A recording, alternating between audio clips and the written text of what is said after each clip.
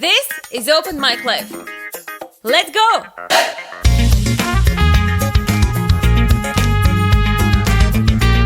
Welcome to this week's episode. We have a very special guest coming.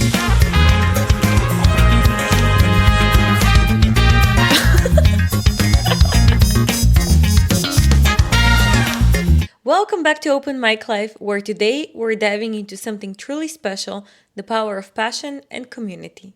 In this episode of our holiday series, the Small Business Summit, we'll meet three incredible women who have transformed their unique passions into thriving businesses that connect and uplift others. With us today is Madhumalti Sharma. She created Workshop for Me, which is a non-profit organization based in Luxembourg that aims to move children from being consumers to creators using technology. It was started 10 years ago by a mom and a 12-year-old son. Being a tech professional herself, the mom wanted to make sure her kids learn about technology and saw that other parents were interested in it too. The objective included bringing more girls into technology. We also have Julie Mangan. She created Shape Up and is teaching outdoor workouts designed for women during and after their pregnancy, as well as for women in general. The workouts consist of a mix of strength and cardio exercises, and they always take place outdoors, no matter the weather. Her dream for the company is that women find a place where they feel safe to work out, all while having fun and connecting with like-minded women. Last but not least, we have Nadine Haziger, who is an intuitive coach focused on love relationships since 2020. She supports women in finding self-confidence again after a breakup or divorce, or to be released from a toxic relationship. Her focus, however, is in supporting single men, and through her online coaching program, she's guiding her clients in building confidence, fostering meaningful connections, and ultimately finding love. From empowering kids through coding to creating safe spaces for women to embrace fitness, and even helping people find love, these entrepreneurs show us the magic of what happens when passion meets purpose. So sit back and get ready to be inspired by their journeys, challenges, and triumphs.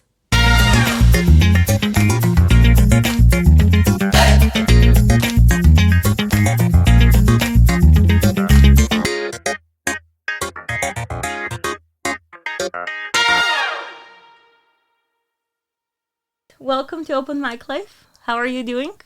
Thank you, very well. Good, very nice. Very good. Thank you. So we have another interesting group of ladies today. And we have Madhumalti, Julie, and Nadine. And they work in very different areas, but what combines them is that they turn their passion into their profession. So let's start with Madhumalti. You have a non-profit organization, and you're trying to make the consumer to creator when it comes to technology based on children, I understand.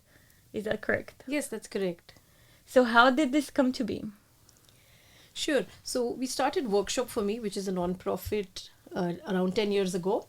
And I come from a software background, and I wanted my kids, who were at that time, 5 and 10, 11-year-old, to learn how to code and do programming. Okay. And then I thought, okay, when I looked around, there was nothing offered here in Luxembourg, and I thought, okay, let's go ahead and start it on my own. So it was for a completely selfish reason that I started it.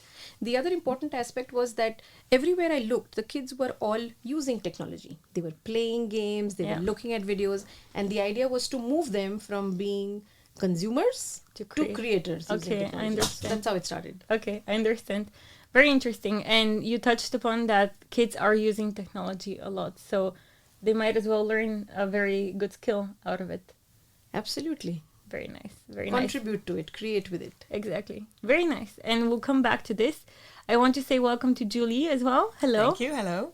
So you have Shape Up, which is an outdoor workout. Yes, exactly. For women. For women. So I must ask, how is it outdoor with this weather here?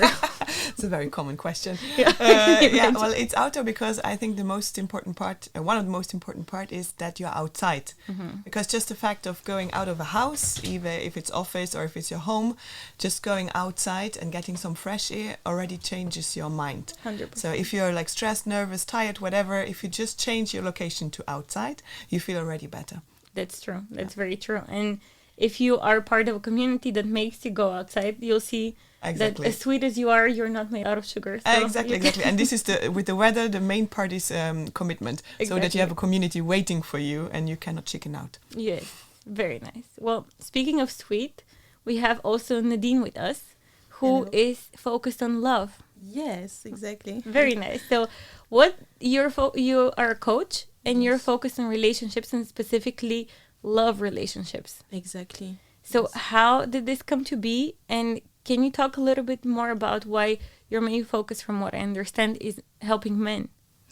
I help both, Yeah. but how it started first, I was always passionate about love since a young age, and when it was 2019, I've developed a dating app because the purpose was to offer something more authentic than the dating app that we all know that some single people are focused on, not serious relationship.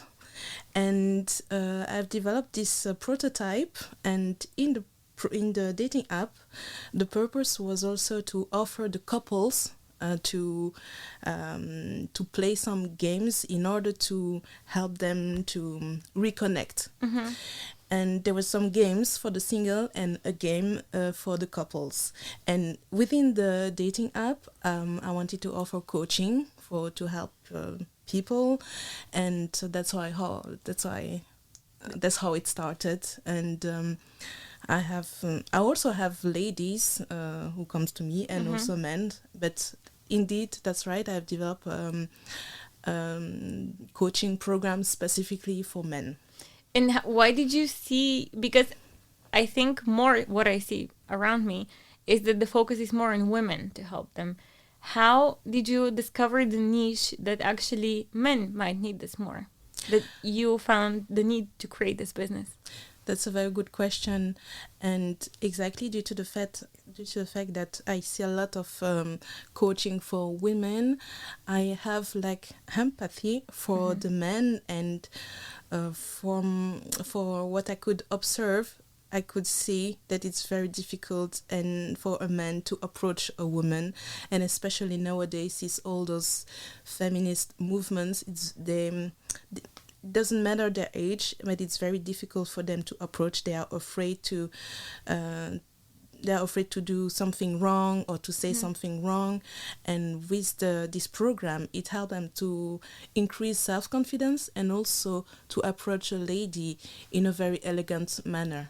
Okay, very nice. And it's definitely great to find the balance between being respectful and still navigating through the society. Exactly, yes. Very good. I want to ask Madhumalti. Sometimes tutoring receives a little bit of a backlash because it's seen as a criticism that schools are lacking something, so kids need to get it somewhere else. And you managed to make coding part of the curriculum. Is that correct? Yes, that is correct. So in Luxembourg, since 2020, coding is part of the primary school curriculum, and from cycle 4, the kids are learning how to create their own programs, do logical thinking, and some could be related to, apps using the computer, but some are also unplugged activities to learn basic problem solving. Now, the difference is that it's not really like a tutoring program which is one-on-one. The whole idea of workshop for me is that the kids come together informally over the weekend and are creating apps and creating games with their friends and peers. And they are being guided by a coach who is also very similar and close to their age. Okay. So it's not like a classroom. It's more like a play date where you get together and you create fun stuff together. That's very nice. And it sounds great that you get taught by somebody who is close to your age, because you're, in a way, gamifying the learning process. Yes, absolutely. Absolutely. The other aspect of this is we have a lot of children who had coded with us and are now coaches who are sharing their joy of coding with the children who are coming forward now. So I think it creates this beautiful virtuous cycle where you have kids who have learned to code, who didn't know anything about it. Maybe they chose it as a profession later at university, or maybe not. But their joy for coding stayed, and they want to share it with kids of the other age. So yeah, that's what keeps me going. That's really, really nice. And I think we have a really nice group, because you're focused, now we're going to go back to Julie, on women who are pregnant or just postpartum you're focused on the kids and adolescents, and you're focused on them when they're already trying to find a partner. So it's a great cycle of life that all of you are supporting. Yeah, very nice. It's very nice. Right. And Julie, I'm really curious to talk about the target group that you have, because you're focused on pregnant women and postpartum women. And I think in Luxembourg, there is often the case where you're about to start your own family and you're away from your native country and your family, which means that you don't have this village around you. And more often than not, if you're lucky, you have people who are in the same stage of life. So how do you see your role in creating this community? Because people meet probably at your workout classes when they're pregnant, and then maybe continue to be friends afterwards. Exactly. I think it's a very nice way of getting to know new people without feeling this blind date pressure, you know. Yeah. You can just meet them, and actually you're there for your sport, and if you like each other, you're going to talk to each other, and if you like each other more, you'll stay after the workout and talk. And this is what I find during the workouts, that women come, they don't know anyone usually, or maybe they know one friend, and then they just start talking and they connect about, you know, the stage of life where either they are pregnant, oh, how far along are you, which doctor are you, oh, where are you going to give birth, I don't know neither. And then the conversation just flows, and then they meet again next week, and then suddenly they're, you know, progressing in their part. So I think this is a very nice moment to get to know people without this pressure of like, now we have to be friends, I invited you for the coffee, we have to spend the whole afternoon together, and I don't like you.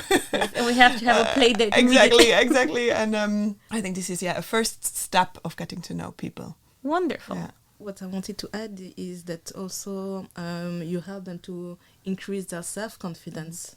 It helps them a lot, I guess. Yeah, especially in pregnancy and postnatally, your body changes, and you need to reconnect again with your body after giving birth, and to actually connect with this human being in you for all this time where it's growing.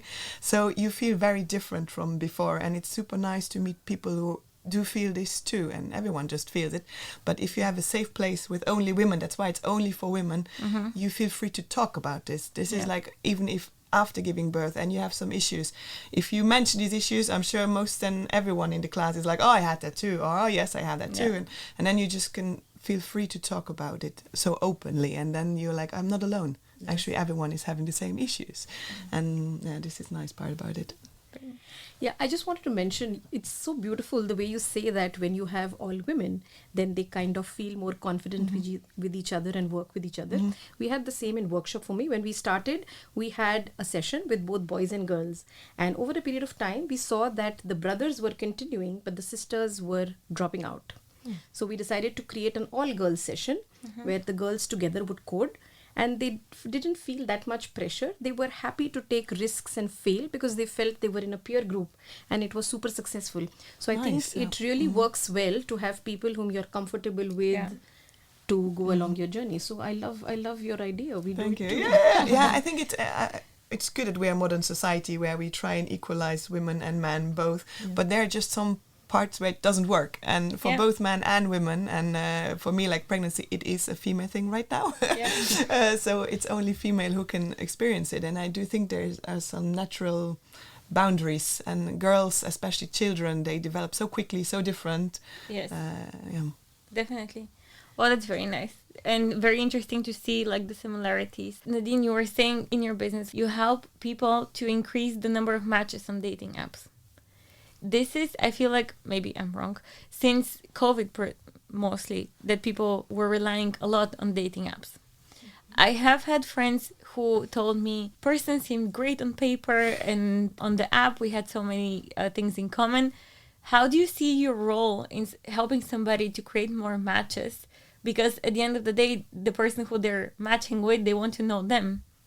How does this work? What is the idea behind it? In my coaching, I teach men to approach lady in the real life. Okay. Because in the dating app, it's really difficult indeed to, from a picture or from what you see in the description and what you meet in reality, it might be different.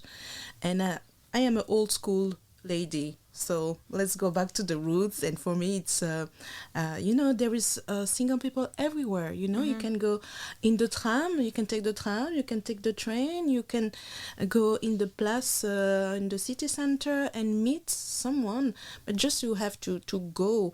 And Yeah, in the dating app, unfortunately, there are a lot of fake profiles, and that's why I prefer to help them to talk in the real life.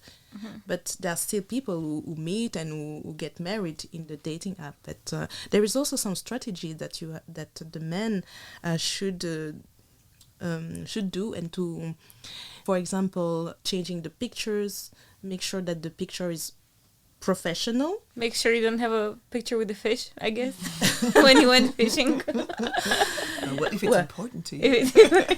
You can, but still, for example, we have to feel that you have a social life, that the picture is attractive, but there are some pictures, when you make a picture very close to, like the selfie, it's not attractive. And also the description, the way you describe yourself, there's some different strategies. So I help one of my clients. He was single for 7 years in Luxembourg, and in 7 years he had 4 matches, and it didn't work out.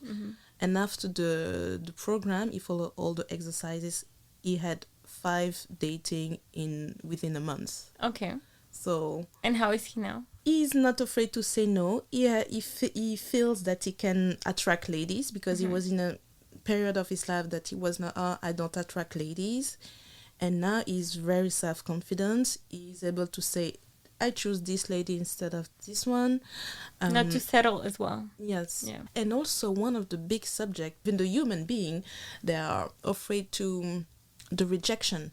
It's a very big topic. So you get once rejected, it can take a few months before you try again, because your brain is say, okay, I will have again a bad experience, so I don't go. Yeah, I agree. It's real life, huh? It's real life, exactly. Very nice. And Julie, I was thinking about the fact that sports is a very important part of many people's lives. And in a place like Luxembourg, it's often how you connect with people and how you find like-minded people. But when you fall pregnant, then you cannot do most of your normal exercise classes. One stigma that we're trying to demystify with this small business summit is that just the fact that you're a small business doesn't mean that you know less than big businesses. What would you say to people who need to know that for when you're pregnant, you need to have a specialized trainer for that, and that you cannot just adapt in your normal workout routine? Well, I think it's a lot of about the education of the trainer. So Exactly. I think you can continue most of your sports, depending on the sports, if you have a trainer who is aware of what to do and what not. And this is a big problem. Like also when I recruit new coaches, pregnancy is a big question mark. They don't know what to do. They don't know how to handle this. So I think it's really important, depending on the trainer you have. Yeah. You can still continue your sports if you have a trainer who respects your pregnancy and who knows what to do or not to do during pregnancy. So mainly I just tell everyone who comes to the first class like what to do and what not to do, even if they don't stay with us. I mean, this is very personal. You might like it or not, but I try to educate them the first time they come so that they know for their future what to do and what not to do. And I think this is the most important part. It's not like you have to go to a specific pregnancy class. I mean, it always helps, but make sure that the coach you're training with knows what to do. Makes sense. Especially after giving birth, if I may say this, because during pregnancy, most of the women have enough confidence in their body or trust in their body that they know at one point this doesn't feel good anymore. Like running, I just don't feel at ease. I might as well stop. But after giving birth, you're just cleared from the doctor, usually 6 weeks postnatal, and he's like, just go and do whatever you did before. But this is so wrong. You cannot just continue doing what you did before 6 weeks after giving birth. You need to build up progressively your pelvic floor, your core muscles, slowly adapt. 12 weeks postnatal, you can start your adding intensity. So I think even postnatal is more important than pregnancy, because in pregnancy, if you have a good relation with your body, you listen to your body, but postnatal, you have no clue. You feel good, but you don't know what you're ruining without someone. So also take care of having a good coach when starting again. Very nice, very nice. And what I'm wondering about is because your consumer's life is not very long in terms of that, okay, they're pregnant for a certain amount of time postpartum. So what are some of the challenges as a business owner that you encountered from that perspective that you need to constantly recruit new clients. Yeah, exactly. So this is a very tough point, to be honest, to get constantly new women in. Usually they can stay forever after giving birth. So most of the women who are there are postnatal, but many years postnatal. Yeah. So some have very young kids, babies, but some also have kids who are already teenagers. They just stay with the group. They go for the higher intensity ones, and then they just stay. So once you're back, you can stay forever. But it is true that in pregnancy, when you give birth, this is a crucial moment for me of not losing my members, because then life is just so different and you need to figure out how you're going to do this new life of yours. And what I notice is if people come regularly during pregnancy, they really came once, twice a week until the end, because you can come really like until 40 weeks plus. If they came twice a week, then they will come again after, because they're looking for this community. They're looking to see again the girls. Yeah. Are they still pregnant? Did they give birth meanwhile? So usually they come back straight away after giving birth, like the 6 to 8 to 10 weeks after. And then they just come in order to meet the girls and in order to change, getting outside of their house and breaking this, maybe life you have. But it's very hard, to be honest, because then you have the new baby, you have to handle new baby, and everyone is so different when they are new mom. Some just like, okay, I want to continue my life, and some have like a completely new life. They don't know how to handle it. So it is a very crucial point for me after giving birth. Once they are back, usually they stay back, but it's the getting them back. Yeah. It's a very crucial part, Makes sense. And it's certainly, I think each business has these specificities where for you it's a breaking point or not. And I want to go back to Madhumalti and ask you. So technology is more and more important to not only be successful professionally, but to be a really functioning member of society. And you are making children from consumers to creators. But I'm wondering, what is your opinion about the other part of society who are perhaps a bit older and don't necessarily have a background in technology, and they feel like this train has passed because more and more they become isolated, but not by not being educated technologically and not keeping up, basically? Yeah, this is actually a very good point. So you're right. Everyone in society needs to work in this digital age, know what technology does, and not just use it, but know how to create with it. The reason we start with young children is because they are creating the future. All of us hear about tools like artificial intelligence, which is changing our lives in more ways than we know, right?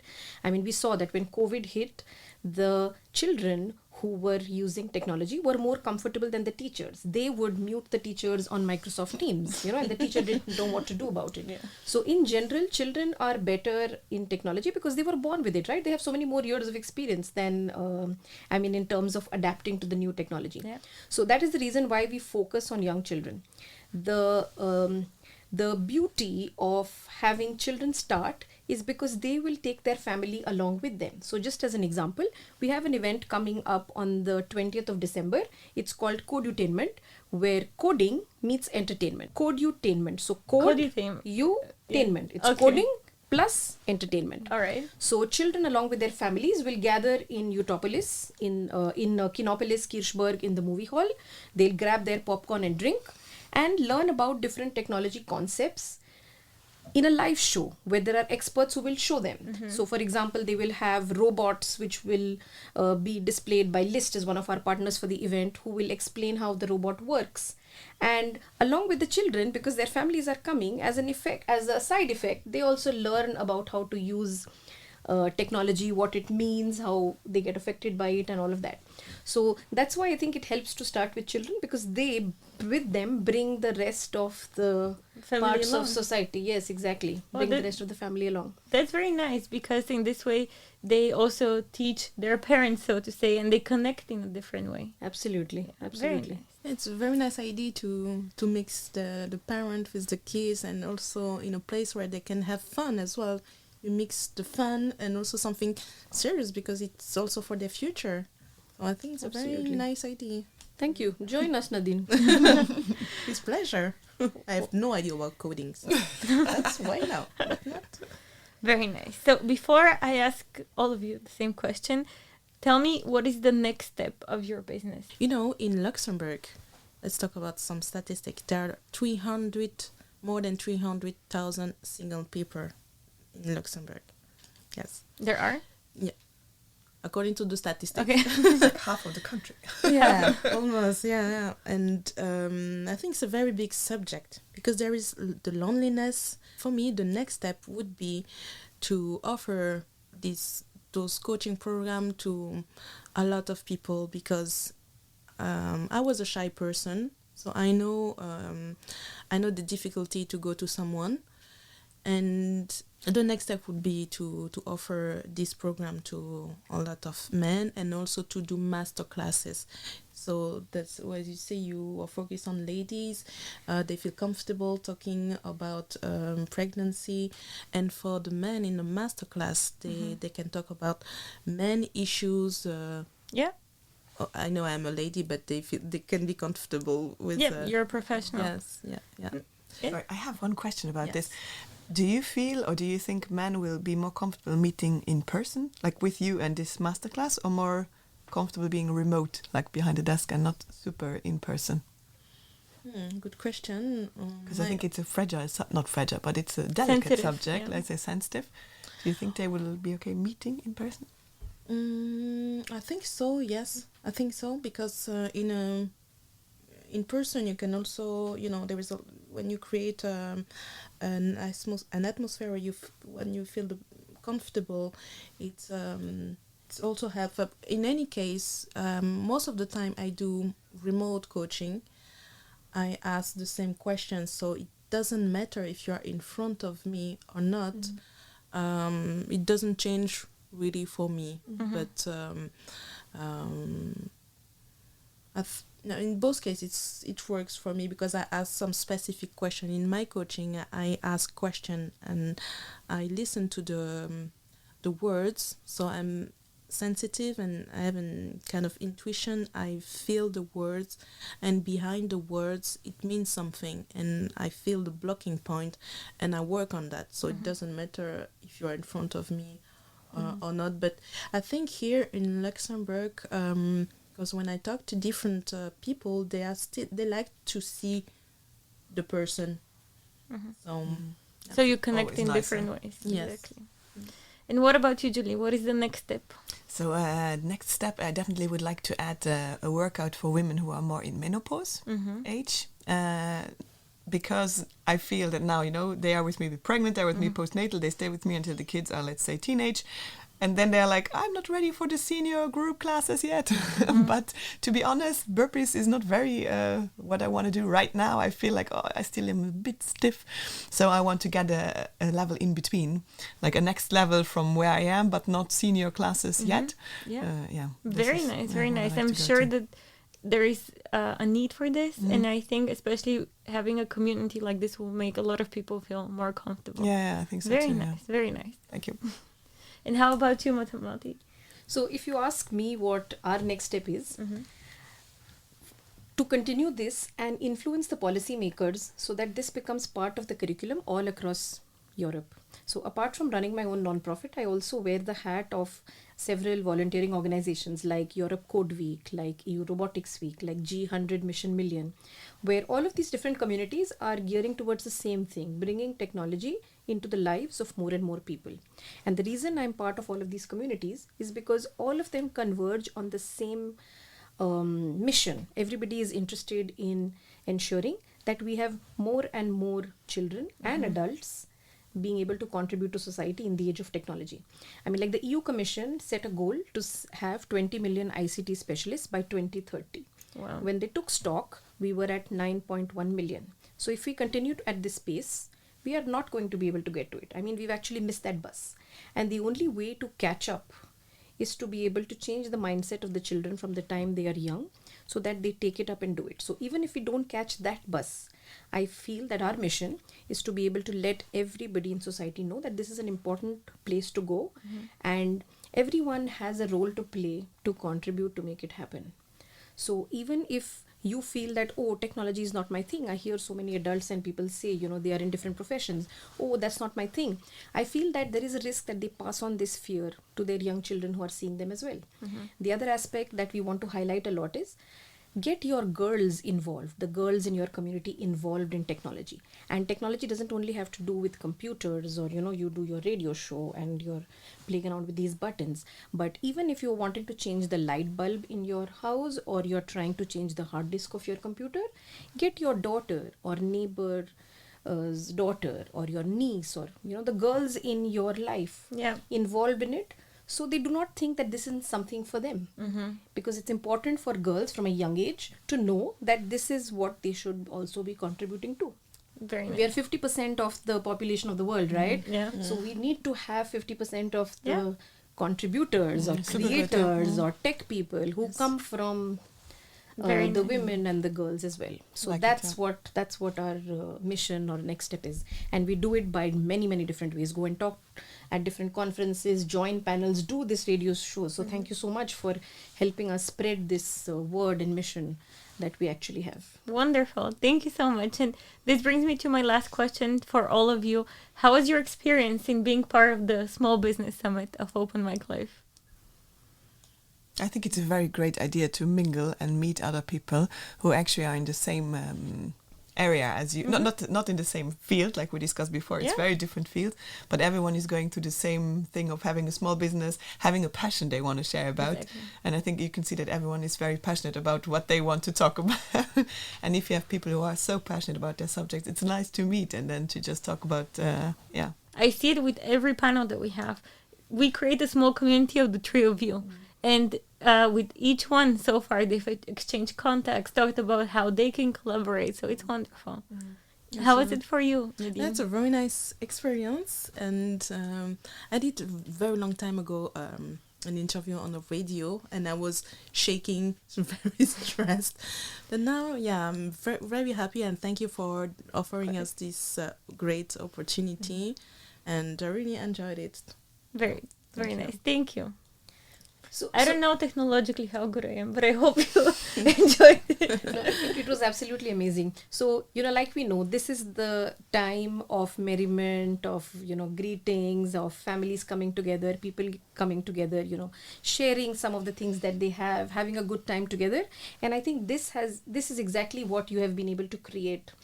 Get people who wouldn't have necessarily met each other to actually come together and do this, and also share whatever they have, because this is a great way of putting in a little bit of seed of what you can think of, right? To all the listeners out there, maybe we've been able to share stuff which will resonate with them or they want to do something with. So it's been super amazing. Thank you so much. Wonderful. Thank you all so much for being here. You have some special offers for our listeners that are going to be linked down below. And your contact information, how people can reach out to you and find you, will also be there. I'm looking forward to welcoming you back and hearing how the next steps are going.